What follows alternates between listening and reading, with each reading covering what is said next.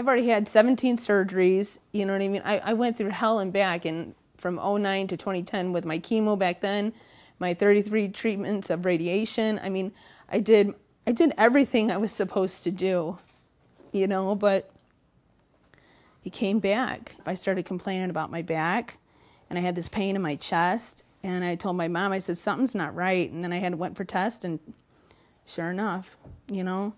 I think that's being a survivor. It's like I'm walking around with cancer every day that I'm alive. If I just touch one woman, you know what I mean, to go out and get it, you know, that's what it's all about. I mean, because if you can catch breast cancer early enough, it's got a 90% survival rate, you know, and I get so mad at myself now. If I would have had it checked out then, maybe it wouldn't have spread to my lymph nodes.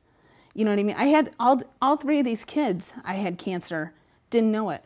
The guys from Simple Pickups came across my fundraiser that my sister started for my Facebook page for a GoFundMe, and they did a thing for breast cancer awareness. They raised over $6,000 something, and they mailed it off to a breast cancer research center. I don't know the exact name of it, but then it was returned. So they didn't know what to do with it. They didn't, you know, they wanted to give back or, you know, give it to somebody. And I guess a lot of their subscribers said to find somebody to give it to, somebody that could use it. And I guess they came across my story, and my sister says, hey, I got this weird email from this Jonathan guy. He said he wants to give you a call. And I figured, what could it hurt? If somebody wanted to know my story, you know, if it would help somebody, you know, I was all for it. You know, if they chose me, they chose me. If they didn't, you know, fine. So they called. We did about an hour over the phone, and this and that and everything. He asked, you know, some pretty simple questions and said if they were going to choose me to receive, you know, the money, that they would be back in touch. I never heard back from them until they walked in through my door and totally caught me off guard. I never thought that they would pick me. I mean, there's a million people out there that have stories like me, and I told Jonathan, if somebody else was out there that needed the money more than me, to give it to them, you know, because somebody else has always got a worser situation, you know. But,